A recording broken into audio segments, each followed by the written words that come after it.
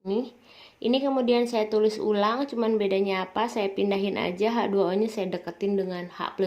Yang lainnya gak ada yang dirubah.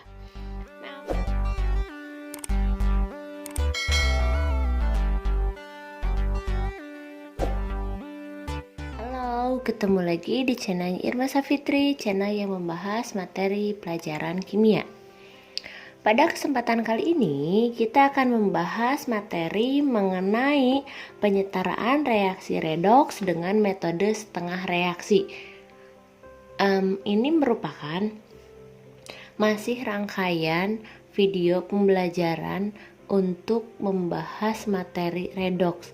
Setelah sebelumnya kita membahas mengenai konsep reaksi dan ketentuan Bilog serta penyetaraan reaksi redoks dengan metode bilangan oksidasi, maka pada kesempatan kali ini kita membahas penyetaraan reaksi dengan metode setengah reaksi. Tapi sebelum menyaksikan video kita kali ini, jangan lupa untuk dukung terus channel kita dengan cara subscribe dan nyalakan notifikasi loncengnya supaya channel kita lebih berkembang lagi. Selamat menyaksikan. Oke, sebelum kita masuk ke konsep penyetaraan reaksi, alangkah baiknya kalian pahami dulu mengenai ketentuan ya. Ketentuan apa? Ketentuan penyetaraan reaksi redoks dengan metode setengah reaksi ini. Kenapa? Karena ketika kalian sudah paham dengan ketentuan penyetaraan reaksi ini, maka nanti ketika menyetarakan suatu soal itu akan lebih mudah. Kenapa? Karena ketika kita mengerjakan soal itu sudah jelas ada aturan yang diikuti. Untuk ketentuannya itu sendiri nanti akan dibagi dua keadaan ya.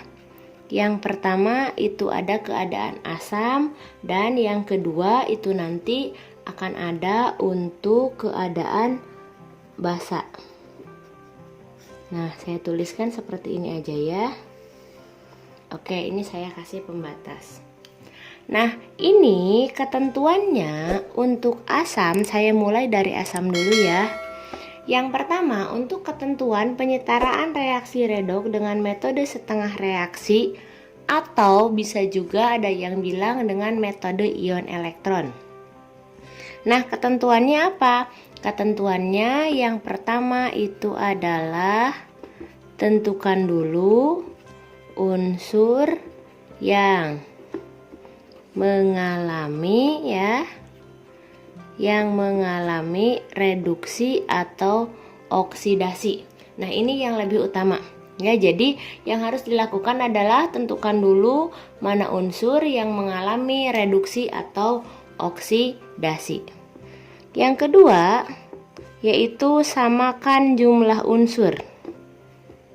Ya, jumlah unsur yang mana? Nah, biasanya unsur yang di sini ini biasanya ya, walaupun tidak semuanya, biasanya itu adalah selain H dan O yang ada dalam reaksi. Nah, seperti ini ya. Selain H dan O. Yang ketiga, yaitu ketika nanti yang kurang O atau oksigen ya, tinggal ditambahkan dengan H2O. Seperti ini. Kemudian yang keempat, yaitu yang kurang H tinggal ditambahkan dengan ion H+. Ya, seperti ini. Dan yang kelima itu adalah harus dilakukan disamakan muatannya ya. Samakan muatan dengan cara ditambahkan elektron ya.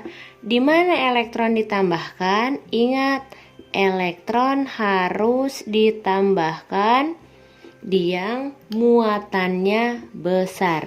Kenapa di muatan besar?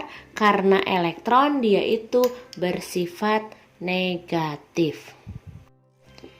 Dan kemudian yang keenam baru kita kali silang elektron ya. Dan kalau sudah dikali silang nanti tinggal dilanjutkan tahap selanjutnya, yaitu coret saja untuk unsur yang masing-masing ada di kedua ruas.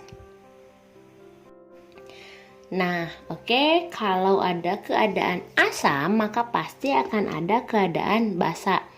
Untuk aturan ya, aturan mengenai penyetaraan reaksi redoks dengan metode setengah reaksi untuk cara basa itu sama dengan asam ya.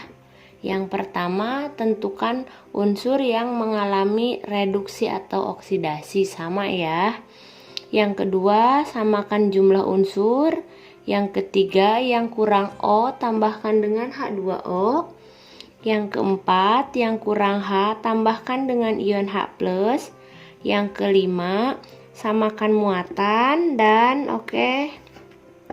yang keenam ini juga sama, yaitu kali silang elektron.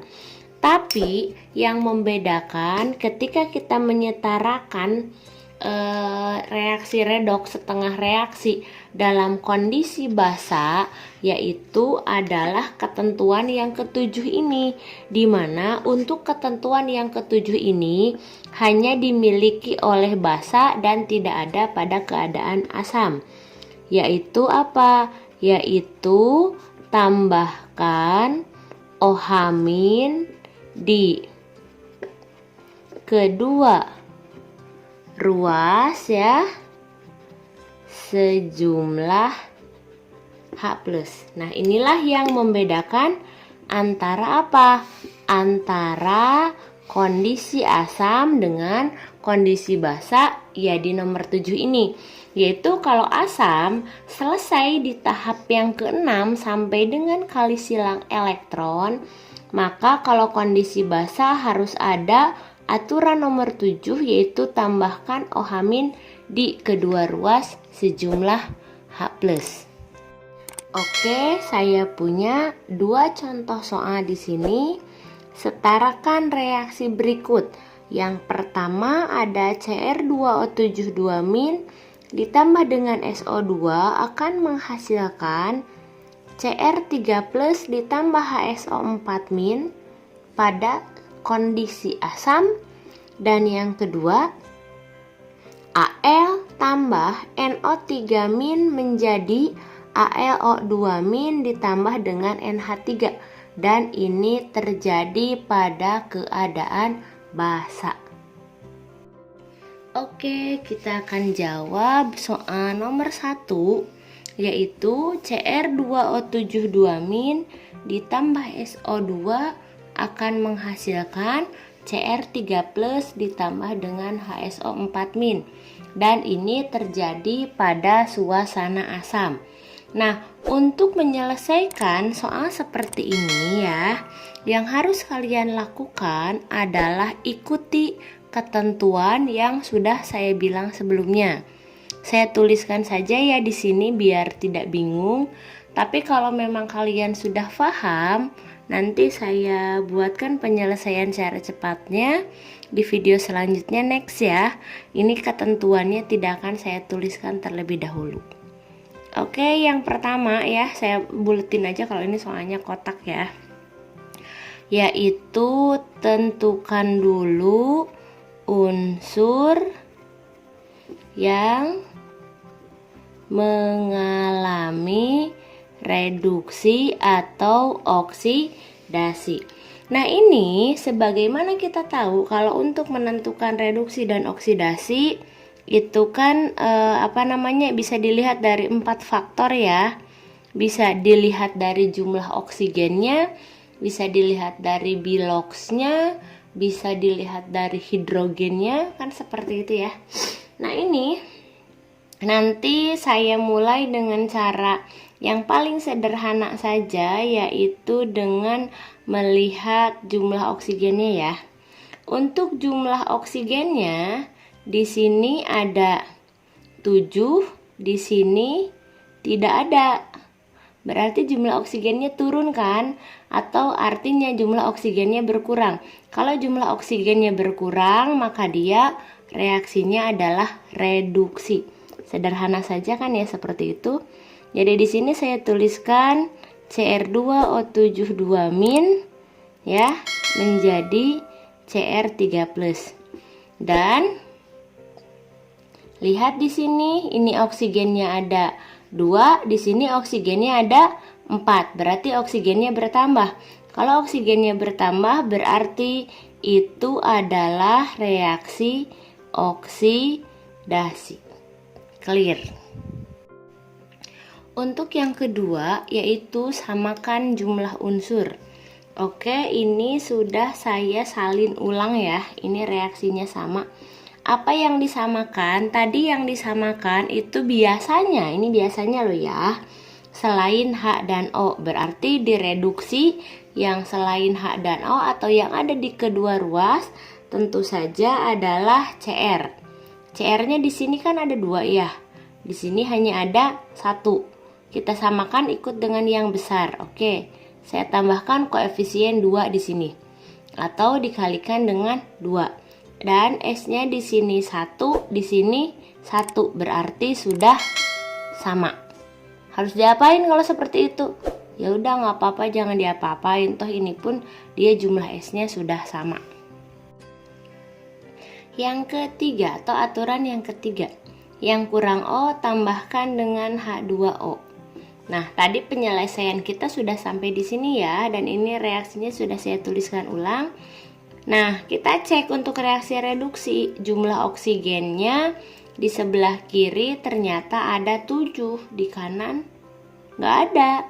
Kalau begitu, maka yang harus ditambahkan oksigen adalah yang sebelah kanan. Berapa ditambahkannya? Sejumlah kurangnya oksigen. Karena di sini ada 7, berarti kurangnya 7. Tambahkan 7H2O seperti ini. Nah, kemudian yang reaksi oksidasi di kirinya hanya ada 2, sedangkan di kanannya ada 4. Berarti yang kurang adalah yang sebelah kiri. Maka di sebelah kiri harus ditambahkan dengan H2O sebanyak selisihnya. Selisihnya adalah 2. Maka tambahkan 2H2O seperti ini. Yang keempat. Untuk yang keempat yaitu yang kurang H tinggal tambahkan dengan ion H+. Nah, di sini tadi kita sudah sampai di nomor 3 ya. Kita dapat reaksi seperti ini, maka kita tulis ulang saja. Dan karena kita fokusnya ke hidrogen, yang lain kita abaikan dulu. Di reduksi di kirinya nggak ada hidrogen, di kanan ada. Berapa hidrogen yang ada? 7 kali 2 berarti 14. Maka di sebelah kiri pun kurangnya adalah 14H+. Seperti itu. Nah, kemudian yang oksidasi di kiri ada 4. Di kanan ada 1. Berarti yang kurang adalah yang sebelah kanan. Kurangnya berapa? Kurangnya adalah 3. Oke, berarti tambahkan di sini dengan 3H+. Yang kelima yaitu samakan muatan elektron dengan cara tambahkan elektron di yang muatan besar. Oke, kita cek satu-satu ya. Untuk muatan reaksi reduksi terlebih dahulu. 14 kali plus 1, saya punya plus 14 di sini. 1 kali min 2 berarti min 2, maka ketemu ini hasilnya adalah plus 12. Artinya muatan reaksi reduksi sebelah kiri adalah plus 12. Dan di sebelah kanan 2 kali plus 3 berarti plus 6. 7 kali 0, ini 0 ya, D ya, ingat karena dia tidak bermuatan. Oke, berarti ini plus 6. Menurut aturan yaitu tambahkan elektron di yang muatannya besar. Plus 12 plus 6. Tambahkan tambahkan elektron sejumlah selisihnya. 12 dan 6, maka selisihnya adalah tambah di sini 6 elektron. Tulis seperti itu aja ya. Kemudian yang bawah 2 kali 0, 0, 1 kali 0, 0 berarti ya 0 gitu ya. Sedangkan di sebelah kanannya 1 kali min 1 berarti min 1 ditambahkan dengan 3 kali plus 1 berarti plus 3, maka ketemunya adalah plus 2. Di mana elektron ditambahkan? Jawabannya adalah di yang muatan besar ya. Muatan besarnya berarti 2. Dan 0 selisihnya adalah 2 elektron. Oke, untuk yang keenam yaitu kali silang elektron.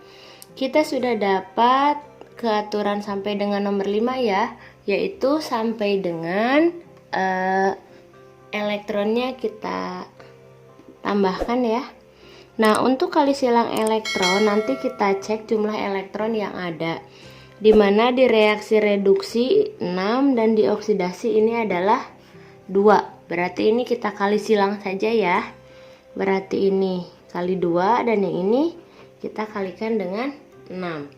Karena ternyata ini semuanya bisa dibagi dengan 2, ini langsung saja kita perkecil, berarti ini 1, ini jadi 3 seperti ini ya. Berarti nanti jadinya adalah yang reduksi ini kita kalikan dengan 1 dan yang oksidasi ini kita kalikan dengan 3.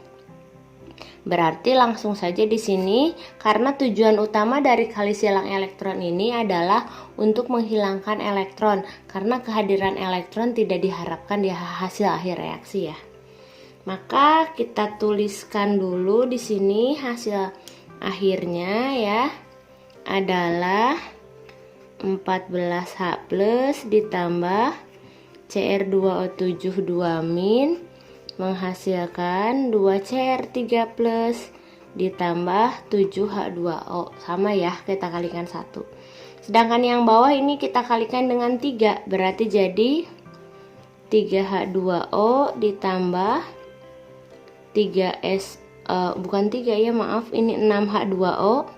6 ya, 2 kali 3 ditambah 3SO2 menghasilkan 3HSO4- ditambah 3 ini ya, 3 kali 3 berarti 9H+. Nah, kalau sudah kita kalikan, maka nanti saya kasih batas lagi aja seperti ini ya. Untuk yang dia unsurnya atau senyawanya dia ada di kedua ruas ya, baik di sebelah kiri atau sebelah kanan, itu bisa saling meniadakan. Dan yang akan tiada itu adalah yang jumlahnya lebih kecil. Saya mulai dari H+ dulu ya. H+ di kiri ada, di kanan ada. Kan seperti ini. Di kiri ada 14, di kanan ada 9. Berarti yang ini yang kalah. Ya.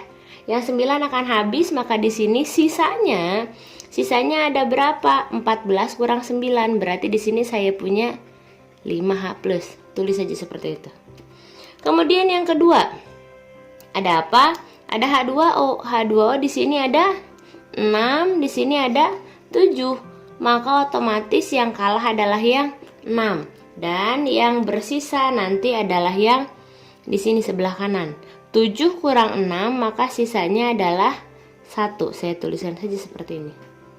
Dan yang lainnya karena tidak berpengaruh, oke, tinggal dituliskan saja. Berarti di sini tambah ya, Cr2O7 2- ditambah 3SO2 menjadi 2Cr3+ ditambah 3HSO4- ditambah dengan H2O. Maka inilah hasil akhir dari penyetaraan reaksi redoks dengan kondisi asam. Oke, untuk soal nomor 2 yaitu Al ditambah NO3- menjadi AlO2- ditambah dengan NH3, dan ini harus dikerjakan dalam suasana basah.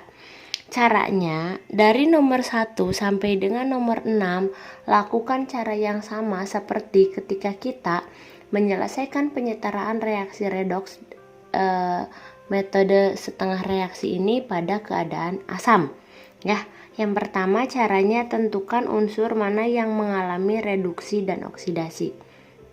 Nah, yang reduksinya yaitu NO3- menjadi NH3 dan oksidasinya yaitu Al menjadi AlO2-. Seperti itu. Yang kedua yaitu samakan jumlah unsur. Ya, berarti yang disamakan di sini kalau selain H dan O berarti fokus kita ke N dan Al. N-nya ini 1 berarti sama. Ini Al-nya 1, ini Al-nya 1 berarti dia sudah setara. Kemudian yang ketiga, yang kurang O ditambahkan dengan H2O. Ini reduksi, di kiri O-nya ada 3, di kanan nggak ada. Berarti kita tambahkan dengan 3H2O. Dan untuk oksidasi, di kirinya tadinya aslinya nggak ada ya, kayak gini. Kemudian di kanannya ada O, 2, sebanyak 2 berarti yang kiri kurang. Maka di sebelah kiri tambahkan 2H2O. Ini nanti biar nggak pusing, setiap penambahan pada setiap ketentuan itu saya tuliskan dengan warna merah ini ya. Nah, kemudian yang keempat, yang kurang H tinggal kita tambahkan dengan H+. Ini ada di kanan ya. 3 ditambah 3 kali 2, 6, berarti 9 ya. 9H+. Kayak gitu ya. Kemudian ini 4, ini nggak ada, berarti 4H+. Dan yang kelima yaitu samakan muatan ya. Kalau untuk samakan muatan berarti nanti ini 9 kali 1 plus 9 min 1 plus 8, 0. Tambahkan di muatan besar sebanyak selisihnya. Selisihnya adalah 8 elektron. Untuk oksidasi ini 0, ini min 1 ditambah 4 dari sini ya. Sebanyak 3, berarti di sini tambahkan 3 elektron. Nah, kemudian untuk kali silang elektron kita akan dapat seperti ini. Ya. Karena 8 dan 3 ini tidak bisa diperkecil lagi, ya udah tulis seadanya aja ya, 8 kali 3. Dan yang jelas ini elektronnya harus langsung dicoret biar tidak pusing ketika ngitung, udah gitu aja ya. Nah, berarti nanti penulisannya boleh dengan cara yang tadi, dibuat 2 baris, reduksi ya reduksi, oksidasi oksidasi. Tapi boleh juga dituliskan dengan cara seperti ini. Berarti 9 kali 3 27H+ kali ini 3NO3-, nah ini kurang saya ya. 2 kali 8 16, 1 kali 8 ya 8. Yang penting pengelompokannya adalah kalau di ruas kiri ya dia tuliskan lagi di ruas kiri, dan kalau di ruas kanan tuliskan lagi dia di ruas kanan. Ini mana-mana 3, ini 3 kali 3 9, 1 kali 8 8, 4 kali 8 2 4. Seperti biasa, kalau yang sama ya, yang sama berarti kita buletin dulu aja. Kita punya H+ dan H2O. Nah, kita mulai dari H+ dulu. Di sini 27, di sini 24. 24-nya hilang ya, kalah ya. Berarti di sini sisa 3H+. Jelas ya. Kemudian untuk H2O-nya ini 16, ini 9. Yang kalah yang ini, berarti di sini sisa 5H2O. Kan cara seperti ini jauh, kalau saya pribadi jauh lebih mudah dibanding yang 2 baris itu. Tapi itu nanti gimana kalian aja mudahnya yang mana ya. Dari sini nanti tinggal kita tuliskan saja yang lainnya ya. Tambah 3NO3- tambah 5H2O tambah 8Al menjadi 3NH3. Ini habis ya, ditambah 8AlO2-. Untuk yang ketujuh, tambahkan OH- di kedua ruas sejumlah H+. Ini dari reaksi yang tadi sudah kita coret sampai dengan nomor 6, reaksi yang kita dapat seperti ini ya. Ini kemudian saya tulis ulang, cuman bedanya apa? Saya pindahin aja H2O-nya, saya deketin dengan H+. Yang lainnya gak ada yang dirubah. Nah, oke, ini tambahkan OH- di kedua ruas sejumlah H+. H+-nya ada 3, maka OH- yang ditambahkan pun harus 3. Jangan salah ya. Kalau OH-nya kalau H+-nya 5, ya OH-nya 5. Kalau H+-nya 7 ya 7, seperti itu ya. Ini 3. Dan ingat, nah kenapa ini saya deketin ya, biar nanti kalian mudah saja ketika proses penghitungan. Penghitungan apa lagi nih? Karena di sini nih 3H+ dan 3OH- itu adalah 3H2O. Ingat ya, kalau ada H+ ketemu dengan OH- maka dia itu akan menghasilkan suatu H2O. Karena ini jumlahnya sudah dipastikan sama, ini 3, ini 3, maka dipastikan H2O-nya juga adalah 3. Kalau ini 5, ini 5, berarti H2O-nya juga harus 5. Oke, di sini ya ditambah 5 ini ya. Tambah 5H2O seperti itu. Maka 3 tambah 5 berarti otomatis di sini hasilnya adalah 8H2O ditambah 3NO3- ditambah 8Al menghasilkan 3NH3 ditambah dengan 8AlO2-. Clear. Nah, itu tadi video tentang pembelajaran penyetaraan reaksi redoks dengan metode setengah reaksi. Terima kasih sudah menyaksikan video kita kali ini. Dukung terus channel kita dengan cara subscribe dan nyalakan notifikasi loncengnya supaya channel kita lebih berkembang lagi. Dan kalau ada pertanyaan ataupun usulan untuk materi selanjutnya, boleh dituliskan di kolom komentar ya. Terima kasih sudah menyaksikan video kita kali ini, dan sampai jumpa di video selanjutnya.